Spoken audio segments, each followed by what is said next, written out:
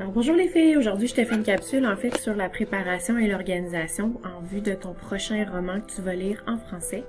Donc le roman s'intitule Le petit cœur brisé et c'est écrit par l'auteur Mocha. La première chose que tu vas devoir faire, c'est évidemment prendre ton roman, te choisir plusieurs crayons de couleurs différents, un surligneur de la couleur de ton choix et des petits papillons adhésifs, là, mieux connus sous le nom de post-it. Première chose que tu vas faire, ensuite, c'est d'aller te faire un petit post-it numéroté de 1 à 12. D'accord? Dans l'image, tu vois jusqu'à 9, mais je suis remontée plus haut pour mettre 10, 11, 12. Donc, tu vas aller placer un petit papillon adhésif à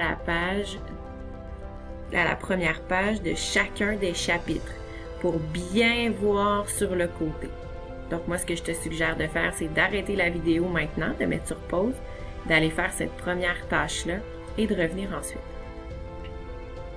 La deuxième tâche que je te propose, c'est d'ouvrir ton roman et de prendre la page, en fait derrière la page couverture, et d'aller faire un tableau comprenant 19 nombres, une colonne avec des signes et une colonne avec des noms. Tu vas devoir retrouver les 19 personnages dans le roman. Et moi, ce que je te propose, c'est de te faire un code à chaque fois que tu en trouves un et d'écrire son nom.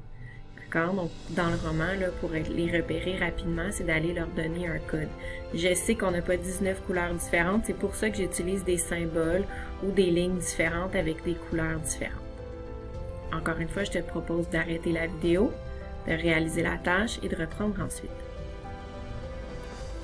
La troisième tâche que je te propose de faire pour être bien organisé, c'est d'aller à la première page de chacun des chapitres et de t'inscrire déjà le qui, le quoi, le quand et le où.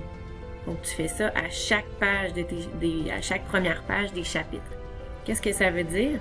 Quand tu vas lire le chapitre, une fois que tu as terminé, tu vas revenir à la première page du chapitre et tu vas écrire qui sont les personnages importants de ce chapitre-là. Dans ce chapitre-là, qui sont les personnages importants? Qui a fait l'action là-dedans? Ensuite, tu vas me dire, c'est quoi l'action principale de ce chapitre-là?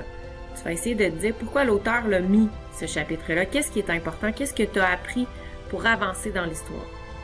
Le quand se déroule ce chapitre, l'action de ce chapitre-là? Pas l'histoire au complet, ce chapitre-là.